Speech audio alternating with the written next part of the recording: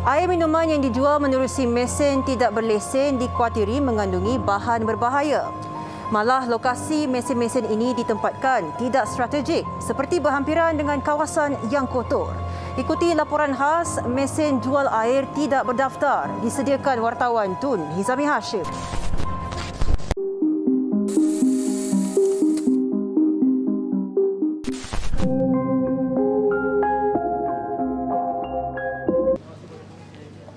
Pintu mesin jual air ni telah rosak. Kita tengok ada karat ya di mesin jual air ni.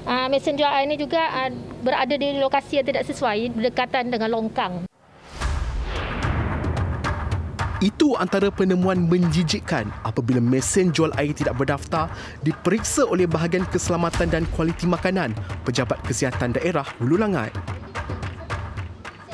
Mesin jual air ini juga tidak berlesen yang mana pihak pemberi perkhidmatan tidak menyertakan sekali lah nombor telefon dan juga nombor syarikat lah. Ya.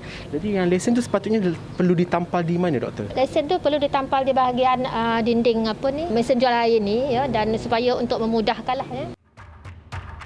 Operasi yang dijalankan selama 2 hari ini telah menyita 305 mesin jual air tidak berdaftar di sekitar Selangor.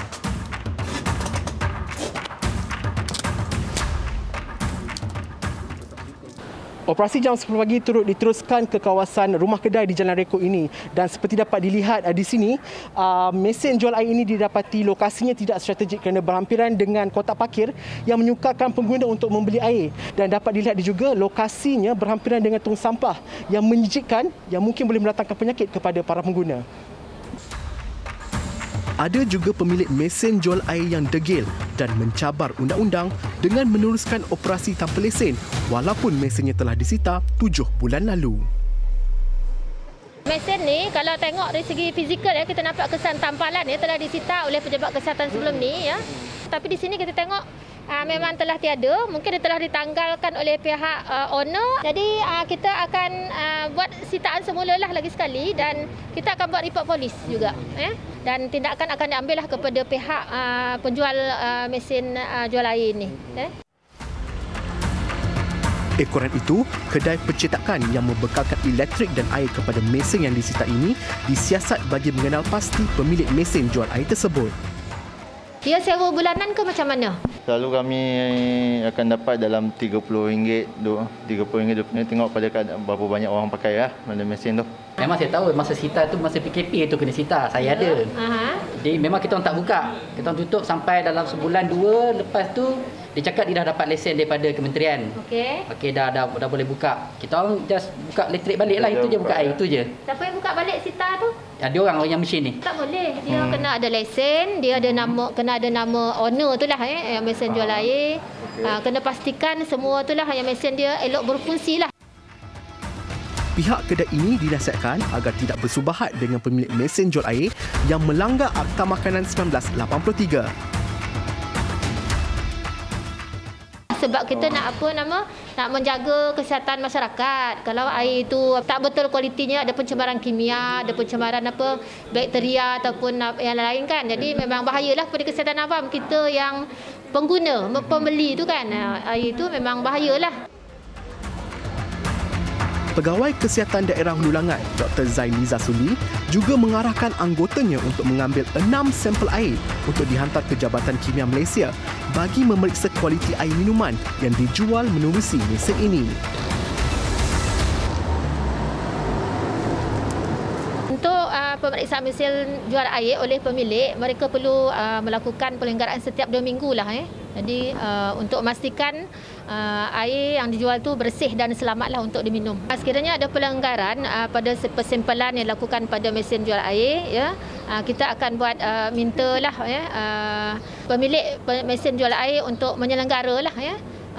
Dan kita akan buat sebanyak 2 kali lah persimpelan ya, dan untuk kali ketiga sekiranya masih berlaku pelanggaran lagi, kita akan terus dakwa ya. Denda sebanyak RM10,000 ya, dan 2 tahun penjara lah. Ujian makmal dilakukan ke atas kesemua sampel air itu dalam tempoh 10 hari di bawah pemantauan pengarah kanan Pusat Analisis Keselamatan Air Minum, Makanan dan Alam Sekitar Jabatan Kimia Malaysia, Abdullah Muhammad Yusof.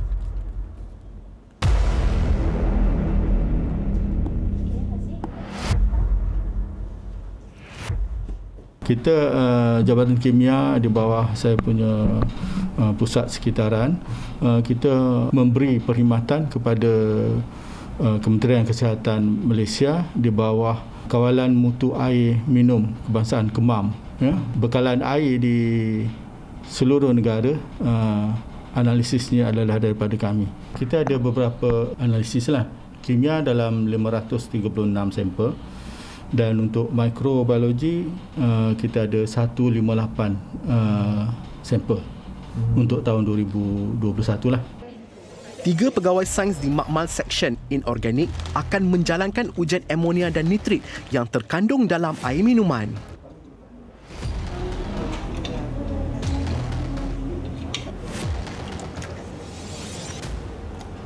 Kita menggunakan instrumen yang kita panggil discrete analyzer. Yang mana dalam satu masa kita boleh pergi sampai 100 sampel lah. Yang mana satu sampel tu akan mengambil masa 3 minit.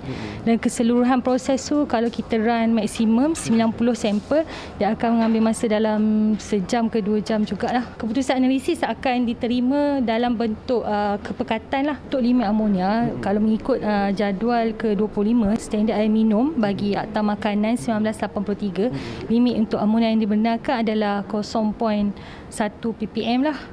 Yang mana nitrit pula 0.04 ppm. Kita tak boleh lebih limit tu lah. Sekiranya lebih, limit ni dia bila terlalu banyak dalam badan, dia akan jadi toksik kepada badan. Selain itu, pegawai sains di Makmal Logam Sudihan pula akan menjalankan ujian kepekatan logam yang terkandung dalam sampel air minuman. Kami menganalisis 4 logam iaitu ferrum, arsenik, aluminium dan juga plumbum lah. Jadi untuk analisis pertama sekali kami akan jalankan calibration test. Jika kalibrasi telah diperolehi menunjukkan keputusan yang bagus, kami akan analisis pula sampel QC. Sekiranya sampel QC itu mematuhi protokol QC, maka barulah kami akan teruskan analisis terhadap sampel-sampel rutin.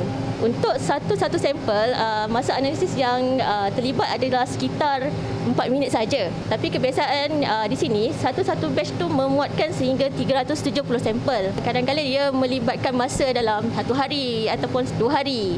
Sebab sampel yang kami terima adalah memang banyak. Untuk level aluminium bagi air daripada mesin adalah 40 ppb. Contohnya kandungan aluminium yang tinggi akan menyebabkan individu itu mempunyai penyakit Alzheimer. Manakala ujian ke atas kandungan bakteriologi dilakukan di Makmal Mikrobiologi yang dilakukan oleh 6 ahli kimia. Kita ada banyak peralatan yang kita gunakan untuk mengesan bakteria. Salah satunya adalah membran filtration. Bakteria akan terperangkap dan selepas itu membran tersebut akan kita letakkan dalam media pengesanan mikroorganisma tadi dan kita incubate beberapa hari. Saiz bakteria amat kecil dan tidak dapat dilihat dengan mata kasar. Ya. Jadi untuk itu kita akan membuat pengesanan menggunakan mikroskop.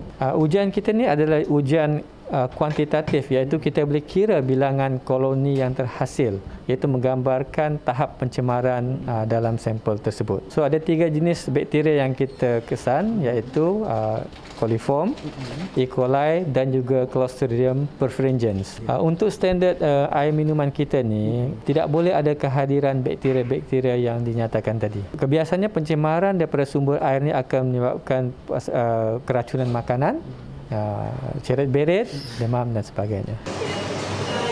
Orang ramai dinasihatkan untuk membeli air minuman menerusi mesin yang berdaftar untuk memastikan ianya bersih, berkualiti dan selamat bagi mengelakkan dijangkiti penyakit yang mengancam kesihatan. Laporan Tun Hizami Hashim, 999.